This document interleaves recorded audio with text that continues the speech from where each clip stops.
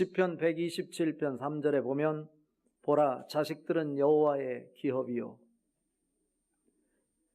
태의 열매는 그의 상급이로다 이렇게 말씀하고 있습니다.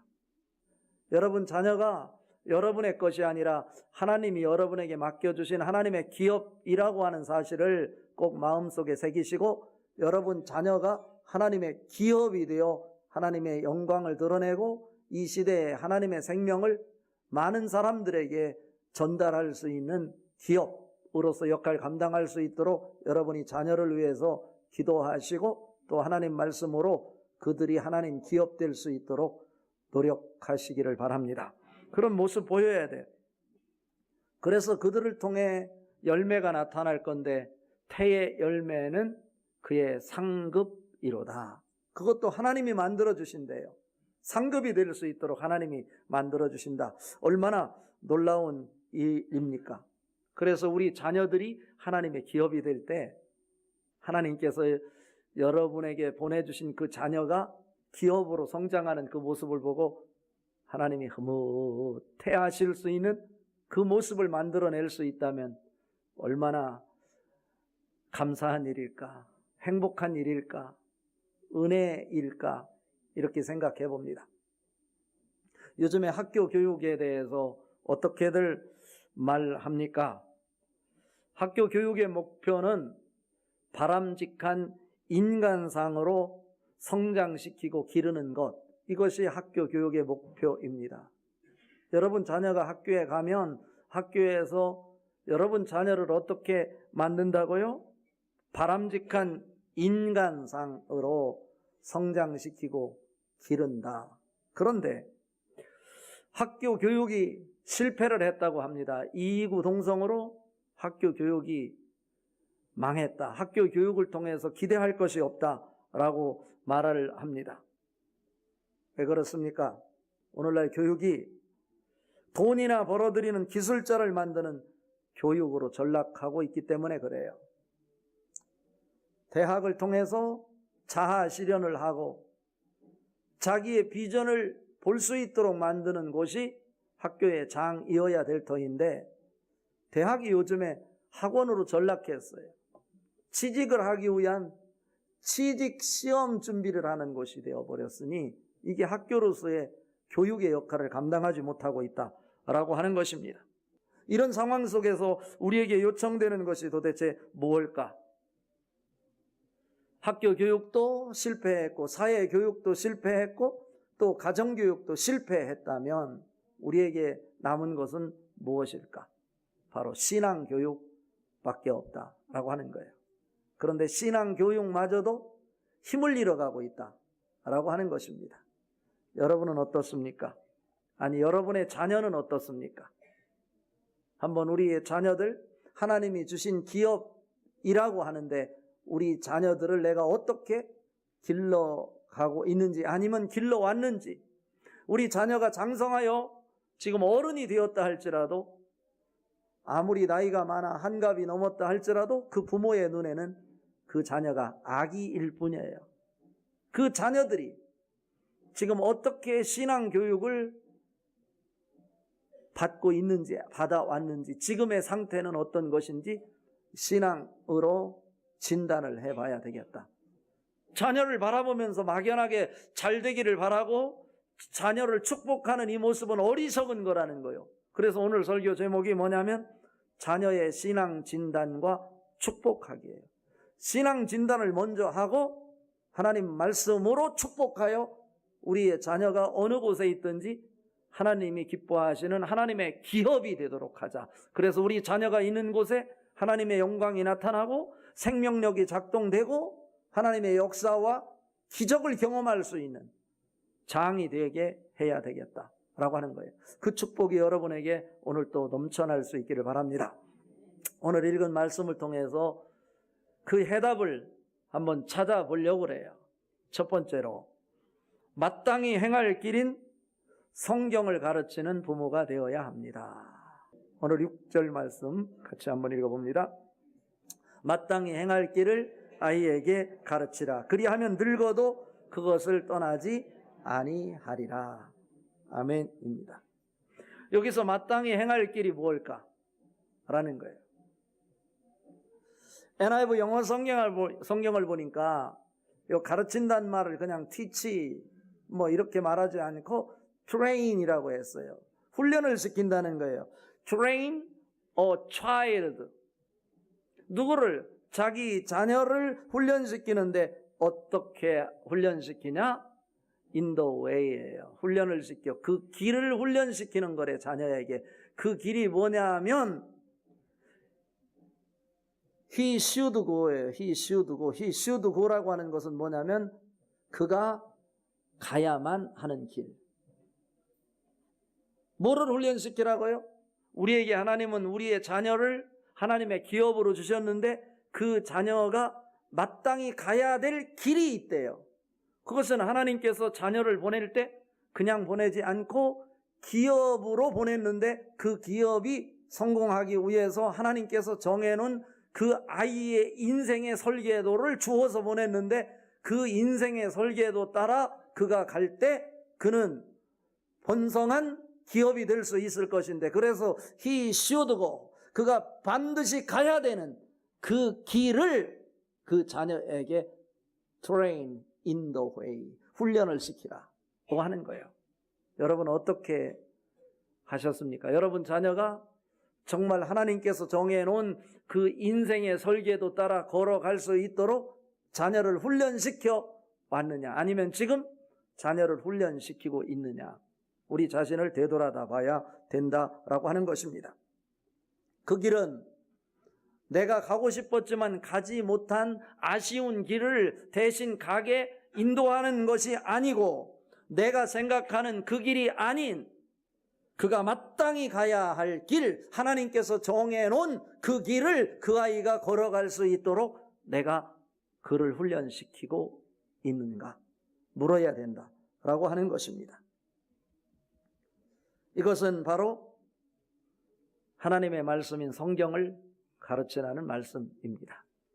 성경 말씀만이 하나님께서 그 아이를 통해서 이루시려고 하는 그 비전이 무엇인지 보여주는 길이기 때문에 그렇습니다.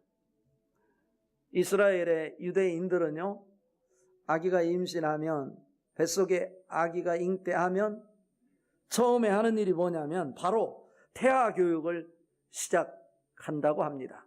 그러니까 성경을 읽어주고요, 그리고 그 부모님들이 그곳에서 성경을 암송하고 낭독하여 하나님의 말씀인 성경이 그 뱃속의 아이에게 들려지게 한다는 거예요. 그래서 태아 속에서부터 무엇을 듣고 자라냐면 하나님 말씀을 듣고 그들이 자라는 것이죠. 그거로 끝나는 것이 아니죠. 뱃속에 있으면서도 단순히 그들은 엄마 뱃속에 있는 것이 아니라 영적인 하나님 말씀 속에 거하는 거고, 그들이 이 세상에 태어났을 때 곧바로 성경 말씀을 또 읽어서 그들의 귀에 들려준다라고 하는 것입니다. 아이가 말과 글을 알게 되면 그 아이들에게 그냥 지나치는 것이 아니라 매일 일정 분량의 성경을 읽게 하고 또 일정 분량의 성경을 암송하게 그들을 지도합니다. 이스라엘 유대인들은 18세가 되면 율법에 대한 시험을 치르게 되는데, 그 율법이라고 하는 것은 성경 말씀이잖아요. 그 시험을 치르기 위해서 성경을 거의 통째로 외워버려요. 특히 토라, 성경 말씀을 해석해 놓은 책이 토라예요. 우리 신약 성경 분량만큼 되는데 그 시험 치르기 위해서 그들은 아예 통째로 다 암송을 해버린다니까요. 그래서 18세가 되면 그들은 성인이 될 뿐 아니라 뭐가 되냐면 성경 선생님이 되는 거예요. 그래서 성경 선생님이 돼서 세상에 나가서 무엇으로? 성인으로, 동시에 무엇으로? 성경 선생님으로 그 사회를 살아가는 것입니다. 그래서 신명기 6장 4절부터 9절까지 이스라엘아 들으라, 이거 쉐마라고 그래, 히브리어로. 그들의 교육의 기본을 가르쳐 주는 거예요.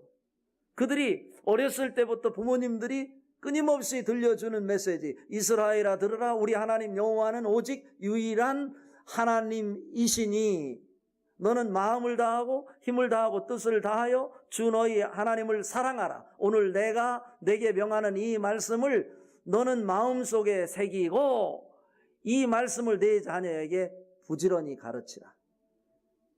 집에 앉았을 때든지 길을 갈 때든지 누웠을 때든지 일어날 때든지 이 말씀을 그들에게 가르치라고 이렇게 말씀하고 있어요. 너는 또 그것을 네 손목에 메어 기호를 삼으며 내 미간에 붙여 표를 삼고 또 집 문설주와 바깥문에 기록할지니라. 이 얘기는 결국 무슨 얘기예요? 그들이 보는 곳마다 사람을 쳐다보더라도 그 미간에 성경이 붙어 있고, 손목을 보더라도 성경이 붙어 있고, 집을 나갔다 들어오더라도 집 문에 성경 구절이 붙어 있어서 성경 말씀을 가까이 하면서 성경 말씀대로 성경 말씀이 친구가 되어 살게 하라는 거예요. 이게 철저한 교육이죠. 오늘 읽은 이 말씀에서부터도 디모데후서 이 3장 14절 15절에서 내가 어려서부터 성경을 알았다고 할 때 이 어려서부터 성경을 알았다, 또 오늘 읽은 잠언 22장 6절에도 보면 뭐라고 얘기 나와 있어? 마땅히 행할 길을 아이에게 가르치라 할 때 어렸을 때부터 성경을 알았나니, 여기서 또 마땅히 행할 길을 아이에게 가르치라 할 때 아이에게 어렸을 때부터 가르치라, 이런 말씀 아닐까요?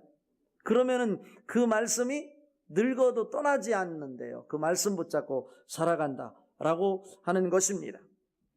여러분, 자녀들이 교회에 와서 하나님 말씀을 듣도록 하십시오. 그리고 배우게 하십시오. 그리고 매일 성경을 일정 부분 읽게 하고, 또 할 수 있으면 읽은 성경 말씀을 일정 부분 암송하는 훈련을 시키십시오. 하루에 성경 구절 하나씩 암송하는 훈련을 시키십시오. 그래야 이 자녀들이 누구 중심? 하나님 중심, 교회 중심, 신앙 중심으로 살아갈 수 있는 거죠. 그들은 하나님의 섭리 속에서 하나님 은혜로 이 땅에 태어난 자이기에 그들은 하나님 말씀 속에 있을 때 그 말씀 안에서만 하나님의 기업으로 성장할 수 있다는 사실을 여러분이 기억하고 이 말씀이 믿어질 수 있기를 바랍니다. 그리고 그 아이들에게 하나님 말씀이 늘 가까이 있을 수 있도록 여러분이 훈련하십시오. 훈련을 시키십시오. 가르치십시오. 나이가 많이 들었다 할지라도 가르치십시오. 이것이 부모가 해야 될 일이다 라고 하는 거예요.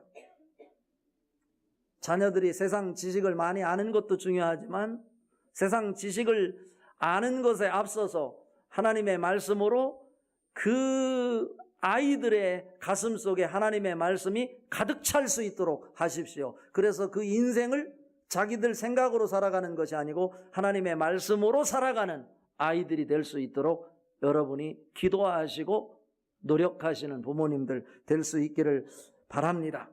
왜냐하면 아이들이 머리가 크면 부모의 말을 안 들어요. 머리가 크기 전에 가르쳐야 돼요. 이제 아이들이 벌써 한갑이 됐다고요? 어떻게 해야 되겠어요? 그래도 가르쳐야 돼요. 여호수아 1장 8절에 보면 이 율법책을 그 입에서 떠나지 말게 하며 주야로 그것을 묵상하여 그 가운데 기록한 대로 다 지켜 행하라. 그리하면 내 길이 평탄하게 될 것이며 내가 형통하리라 말씀하셨어요. 뭐 할 때? 내 길이 평탄하게 되는 것은 다른 것이 아니요, 내가 돈을 많이 벌고 사회의 지위를 차지하는 게 평탄한 게 되는 것이 아니고 하나님 말씀을 가까이 하여 하나님 말씀이 내 귀에 들리도록 하는 것이 내 길이 평탄하게 되는 것이고 형통하게 되는 길이다 라고 하는 거예요. 그러려면 어떻게 해야 될까? 하나님 말씀을 그들의 귀 가까이에서 하나님 말씀이 읽혀지도록 훈련해야 된다. 조선 후기에 우리나라에 유명했던 실학자가 정약용 선생님이잖아요. 정약용 선생은 강진의 유배를 당해서 책을 얼마나 많이 썼는지 몰라요. 그분이 말했어요. 자기를 찾아오는 사람들에게 한 소리가 책 5,000권 이상 읽지 않은 사람은 내 방에 들어오지 마라.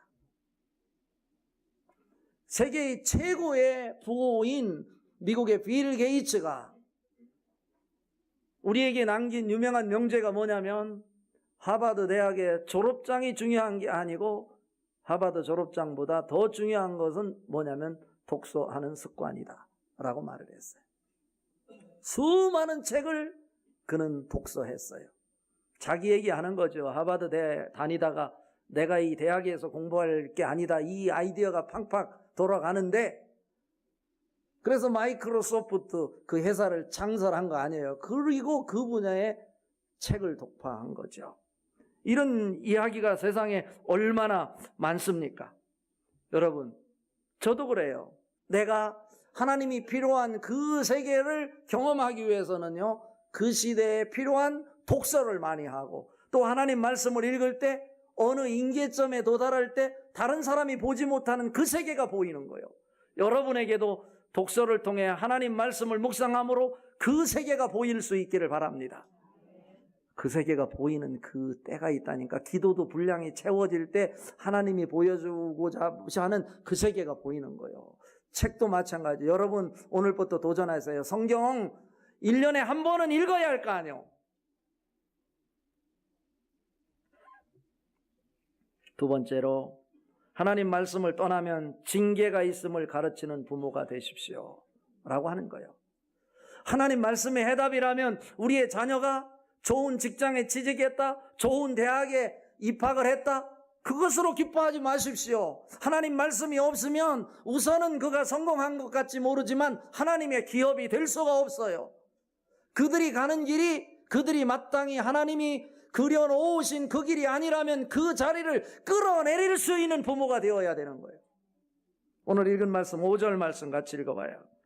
패역한 자의 길에는 가시와 올무가 있거니와 영혼을 지키는 자는 이를 멀리하느니라.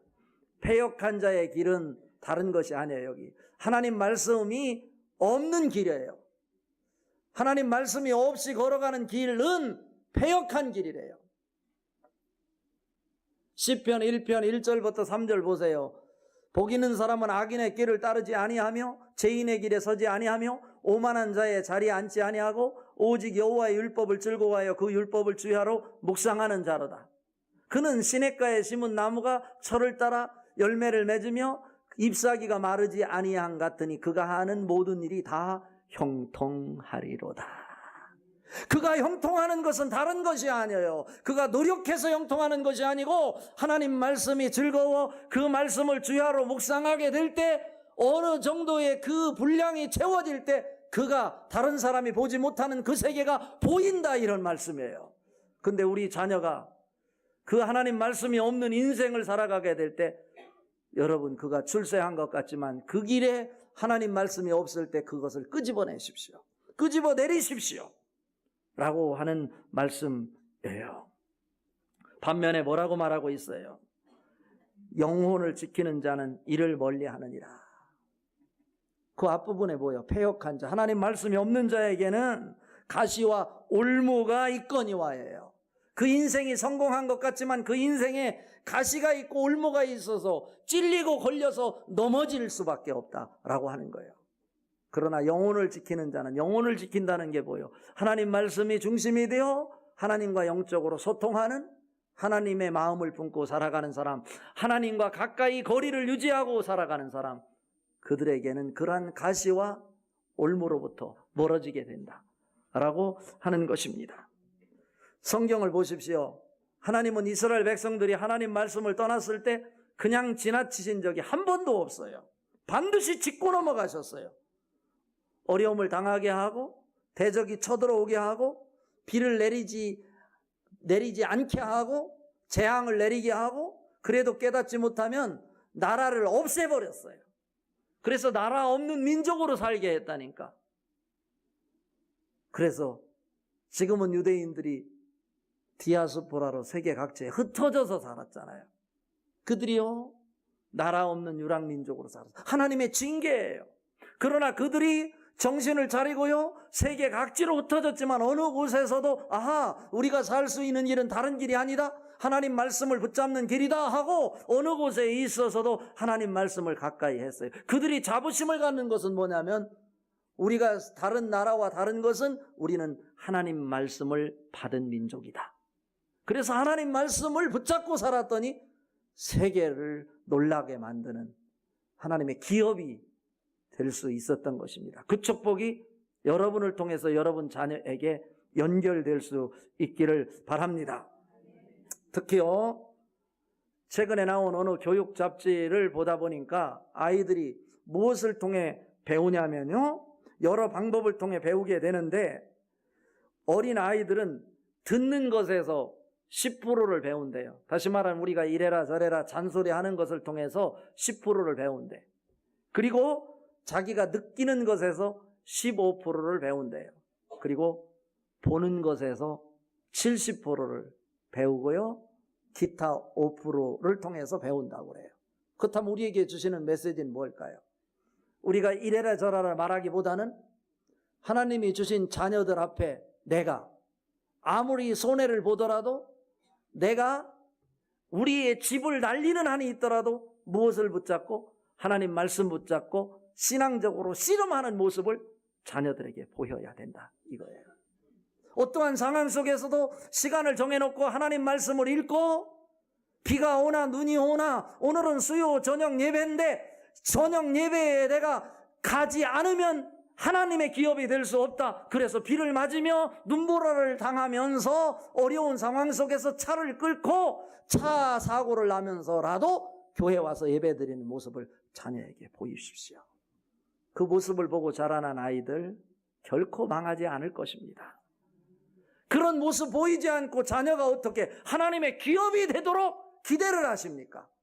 내가 하나님 말씀대로 살아가는 모습을 영적으로 씨름하고 신앙적으로 씨름하고 말씀 붙잡고 씨름하는, 말씀 붙잡고 눈물을 흘리는 모습을 자녀들에게 보이십시오. 이것이 바로 신앙훈련입니다. 말씀의 결론입니다. 좋은 학원에 보냈다고 다 잘 되는 거 아니에요. 마지막 결론은 자녀를 사랑하되 말씀으로 축복하는 부모여야 합니다. 그냥 막연하게 축복하는 것 아니고 신앙 진단을 하고 하나님 말씀으로 축복하는 부모가 되어야 된다라고 하는 거예요. 오늘 읽은 말씀 4절 말씀 같이 읽어봅니다. 겸손과 여호와를 경외함의 보상은 재물과 영광과 생명이니라. 이 말씀이 얼마나 저에게 은혜를 주었는지요. NIV 영어 성경에 보니까요, 여기서 겸손, humility라고 나와요. humility and the fear of the Lord. 겸손과 여호와를 경외함에 보상을요, bring이라고 나왔어요. 영어 성경에. 뭐를 가져온다는 거예요. 다시 말하면 내가 하나님 말씀이 중심이 되어서 하나님 말씀 앞에 내가 겸손한 모습을 보이고 하나님을 경외하는 모습이 있을 때 그런 사람들에게는 하나님이 반드시 무엇을 가져다 주는데, 그것이 뭐냐면 뒤에 나오는 세 가지래요. wealth, 부래요. 두 번째로 honor, 영광이래요. 존경이래요. 존귀래요. 그리고 세 번째가 뭐요? life, 생명이래요. 여러분 자녀에게 이 축복이 넘쳐날 수 있기를 바랍니다. 어디를 가더라도 여러분 자녀가 아프리카를 가든 미국을 가든 독일을 가든 어느 곳에 가든 그 자녀들이 있는 곳에 하나님 말씀이 있어 그들을 통해 부가 넘쳐날 수 있기를 바랍니다. 여기서 부는 1차적인 것은 재물의 부예요. 재물의 부뿐 아니라 하나님의 영적인 부가 넘쳐날 수 있기를 바랍니다. 생명이 넘쳐날 수 있기를 바랍니다. 그리고 그들이 있는 곳마다 하나님의 영광이 나타나고 그들이 존경을 받을 수 있기를 바랍니다. 그들이 처해 있는 곳에 그들의 전문성이 발휘되어 그들을 무시하지 않고 그들을 존경할 수 있는 자리가 될 수 있기를 바랍니다. 그런데 그게 그냥 만들어지는 것이 아니래요. 뭐 할 때? 하나님 말씀이 중심이 되어 내가 겸손하고 여호와를 경외하는 모습이 있을 때 하나님이 강력하게 주시는 축복이 있는데 그것이 바로 이거래요. 부와 영광과 생명. 멋지지 않아요? 여러분 자녀가 이런 축복 받을 수 있기를 바랍니다. 자녀들이 그냥 막연하게 잘 될 거야, 우리 자녀는 잘 될 거야, 이런 것이 아니고 자녀가 정말 축복받기를 원한다면 자녀들의 신앙을 정확하게 말씀에 근거해서 진단하고 그들 자녀의 중심에 하나님의 말씀이 있게 하십시오. 그 말씀이 있을 때 그들은 하나님 앞에서 겸손한 자가 될 수 있고 여호와를 경외하는 자가 될 수 있어요. 여호와를 두려워하는 자가 될 수 있어. 그럴 때 하나님이 강력하게 그들이 있는 곳에 반드시 축복으로 주시는데, 그것이 바로 뭐냐면 부의 축복이에요, 영광의 축복이에요, 생명의 축복이요. 그들이 있는 곳마다 하나님의 생명력이 크게 작동되어 그들을 통해 생명력이 작동되고 전파되고 나누어져 죽어가는 것들이 살아날 수 있는 역사가 나타날 수 있기를 바랍니다.